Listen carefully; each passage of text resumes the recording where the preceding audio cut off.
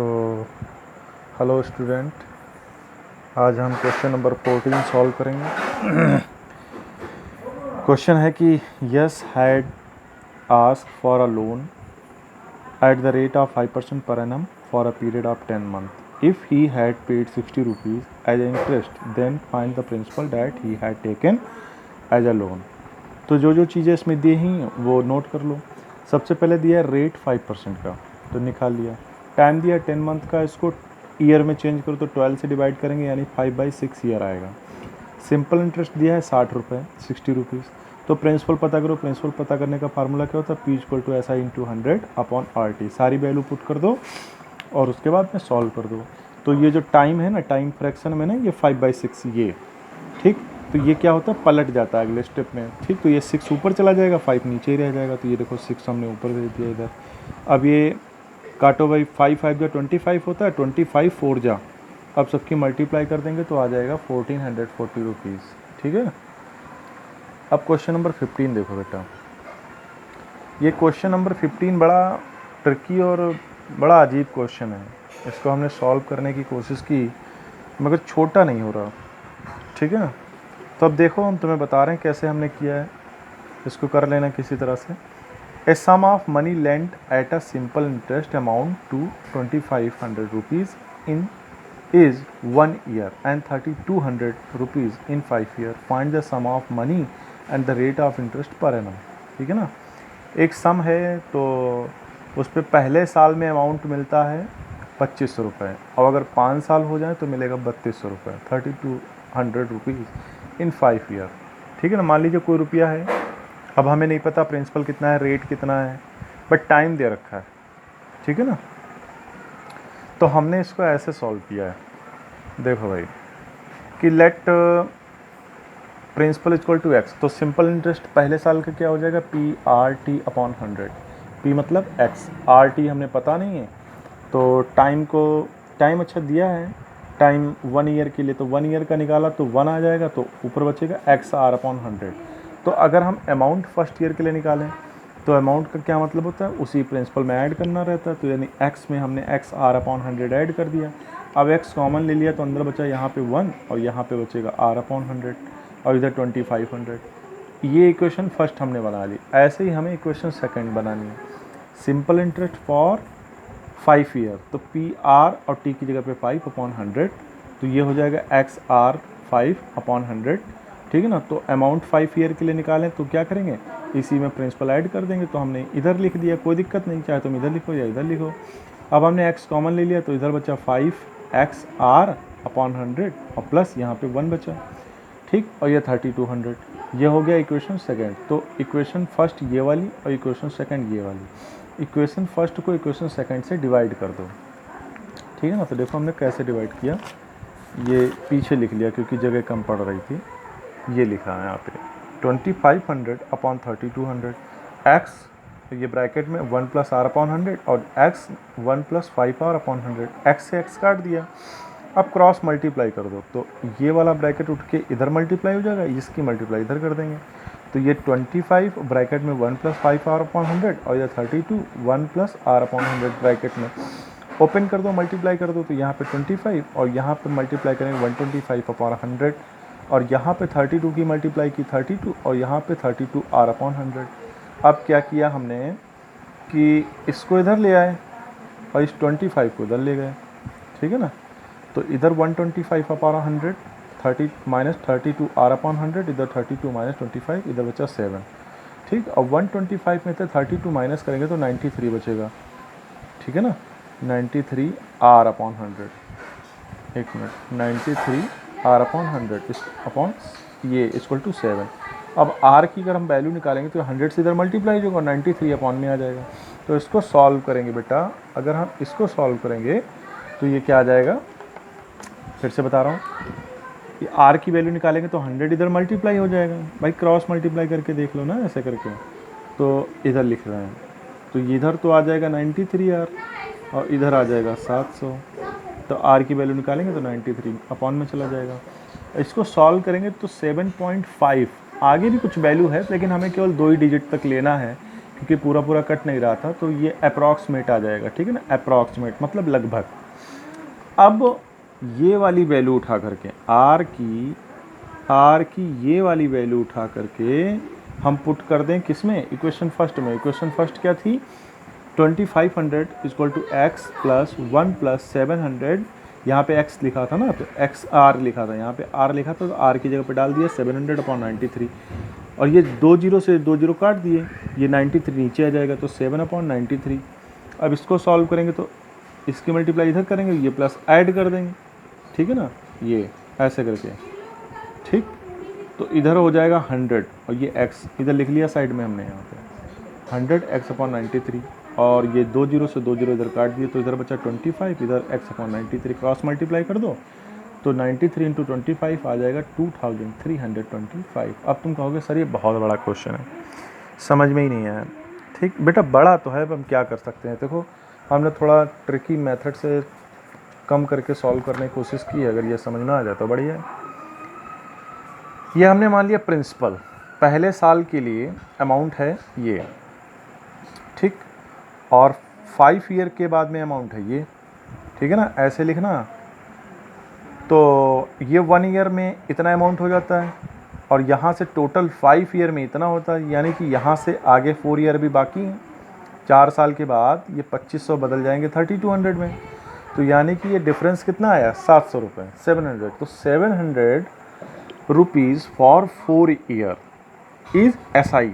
तो SI for 1 year कितना हो जाएगा, 700/4, यानी कि 175। तो 175 रुपये सिंपल इंटरेस्ट होता है 1 साल का, ठीक है ना।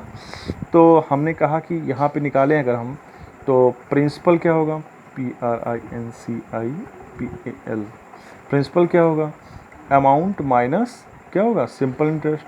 तो अमाउंट हमारा कितना है 2500, और इसमें से ये 17500 माइनस कर दो, तो आ जाएगा 2325 रुपीज़ इज़ द प्रिंसिपल, ठीक है ना। तो R की वैल्यू निकालेंगे, तो R का फार्मूला क्या होता है, SI इंटू 100/PT। तो SI की वैल्यू कितनी है 175 इंटू 100, तो P की जगह पे ये वैल्यू डाल देंगे, T की जगह पे 1 डाल देंगे, हम 1 साल वाले को निकाल रहे हैं ना।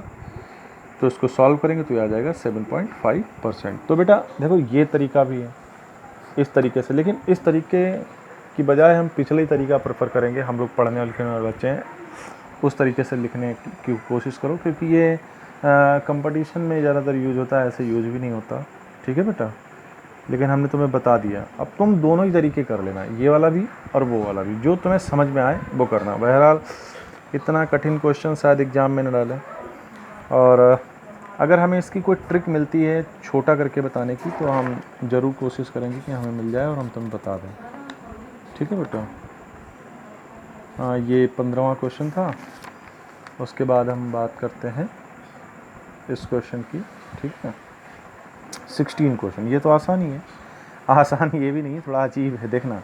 Find a condition on XYZ where XYZ are the type of 3 sum of money. मतलब ये तीनों देखा जाए तो एक तरह से प्रिंसिपल है, लेकिन इनकी खास बात क्या है कि y is the simple interest on x। y एक तरह से सिंपल इंटरेस्ट है किस पे, x पे, and z is the simple interest on y।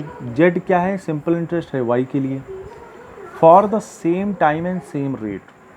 तो सिंपल इंटरेस्ट का फार्मूला तुम जानते हो कि SI = PRT/100 होता है। तो हमने पहली वाली कंडीशन ली कि y क्या है, सिंपल इंटरेस्ट किसके लिए, x के लिए, रेट सेम रहेगा, टाइम सेम रहेगा, तो रेट और टाइम को हमने ऐसे ही लिख लिया, ठीक है ना, ऐसे ही। और सेकंड कंडीशन क्या है कि z है सिंपल इंटरेस्ट किसके लिए, y के लिए, तो y यहाँ प्रिंसिपल होगा, z यहाँ पे सिंपल इंटरेस्ट है, RT वैसे रख लिया क्योंकि रेट और टाइम सब सेम है। इसको इक्वेशन फर्स्ट मान लिया, इसको सेकंड मान लिया। अब इक्वेशन फर्स्ट से इक्वेशन सेकंड को डिवाइड कर दो, ये अपॉन ये और ये अपॉन ये हो जाएगा, ठीक। तो यहाँ पे क्या होता है कि 2 जीरो नीचे से और 2 जीरो नीचे से काट दिए, 2 जीरो ये RT नीचे वाला और RT ऊपर वाला काट दिया, तो XY इधर बचा YZ, क्रॉस मल्टीप्लाई करेंगे तो y इंटू y स्क्वायर हो जाएगा, और इसकी मल्टीप्लाई करेंगे तो ये ZX हो जाएगा। ये भी आसान नहीं है क्वेश्चन, थोड़ा सा अजीब है, ट्रिकी है, ठीक है ना। 2-3 बार इस वीडियो को देखोगे तो समझ में आएगा, और फिर भी ना समझ में आए तो भाई पूछ सकते हो, बाकी तो जब स्कूल खुलेगा तो हम बता ही देंगे, लेकिन प्रोसेस यही रहेगा। 17 देखो, the simple interest on a certain sum for 2 year at the rate of 10% per annum is 95 rupees less than the simple interest on the same sum for 5 year at 9% per annum, find the सम। कह रहे हैं कि कोई principal है, अगर हम 2 साल का समय लें, रेट 10% रखें, ठीक, पहली कंडीशन। दूसरी कंडीशन क्या है कि अगर हम टाइम 5 ईयर का लें, रेट 9% लें, तो यहाँ जो हमें सिंपल इंटरेस्ट मिलता है वो ज़्यादा है किससे, इस वाले से, कितना, 95 रुपीज़। तो दोनों का सिंपल निकालो। मान लीजिए हम SI फर्स्ट यहाँ पे लिख रहे हैं, SI फर्स्ट मतलब पहली कंडीशन के अनुसार प्रिंसिपल सेम था, टाइम यहाँ, रेट यहाँ पे 10% है, टाइम यहाँ पे 2/100। यहाँ पे क्या है, प्रिंसिपल वही है, टाइम 5 है और रेट यहाँ पे 9%/100 कर दिया, ठीक है ना। अब इक्वेशन सेकंड और इक्वेशन फर्स्ट देखो, इक्वेशन सेकंड में क्या है, टाइम 5 ईयर का लिया, तो मतलब इसमें 5 साल का समय ज़्यादा होता तो ब्याज भी ज़्यादा मिलेगा, यानी ये बड़ी वैल्यू है, तो इसमें से हमने क्या किया, इस फर्स्ट को घटा दिया। तो हमें यहाँ पे इन दोनों का डिफरेंस क्या बताया ऊपर कि 95 रुपये, ठीक है ना, कि इंटरेस्ट का जो फ़र्क है वो कितना है, 95 रुपीज़, मतलब यहाँ इंटरेस्ट 95 रुपीज़ ज़्यादा मिल रहा है और यहाँ कम मिल रहा है, ठीक है ना। तो ये इनका डिफरेंस कितना होगा, 95 रुपीज़। तो ये माइनस कर दो भाई, इधर वाली वैल्यू में से इधर वाली वैल्यू, तो इधर 5 9 जा 45x होता है, इधर 20 20x होता है। दोनों का डिनोमिनेटर सेम है तो भैया एलसीएम भी वही आ जाएगा, ठीक है ना। थोड़ा जल्दी कर दिया, 100 और ये 45x माइनस 20x, ठीक है ना। तो क्या बचेगा, 25x/100, 25 4 जा होता है तो x/4 बचा, क्रॉस मल्टीप्लाई कर देंगे, इसकी इससे मल्टीप्लाई कर देंगे तो आ जाएगा 380 रुपीज़, ठीक है ना। ये क्या है, प्रिंसिपल है, प्रिंसिपल पता करना था, यानी सम पता करना था, ठीक है बेटा। अब ये लास्ट क्वेश्चन है, डिवाइड 30,000 इन 2 पार्ट्स, 30,000 को 2 भागों में डिवाइड करो, ऐसा कि पहले पार्ट पे 2 साल के लिए 8% की रेट से हमें जो सिंपल इंटरेस्ट मिलता है वो सेम हो किसके लिए, सेकंड पार्ट के लिए, जिसको हमने 4 ईयर के लिए दे रखा है और रेट सेम हो। तो हमने मान लिया कि पहला पार्ट कितना है, x है, दूसरा कितना है, 30,000 माइनस x है। कहा कि पहले पार्ट को 8% के हिसाब से 2 साल के लिए देना है, ठीक, तो 8 × T आएगा/100, थोड़ा हमने इसको डायरेक्ट किया है। और दूसरे पार्ट में क्या है कि 4 ईयर के लिए रेट वही रहेगा, ठीक है ना, ये टाइम है, ये रेट है, /100 कर दिया। तो 8 पहले तो 2 0 से 2 0 नीचे कट गए, 8 से 1 8 से 1, मतलब इधर का 8 और इधर का 8 कट गया, 2 1 जा 2 और 2 2 जा 4 होता कट गया।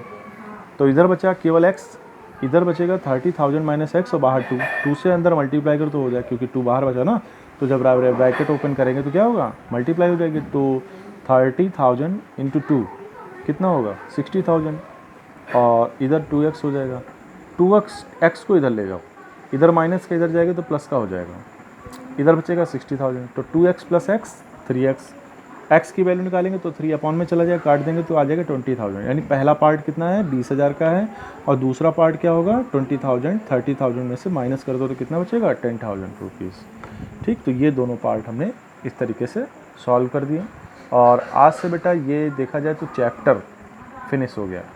अब कल से देखते हैं कोई नया चैप्टर स्टार्ट करते हैं। ओके बेटा, बाय।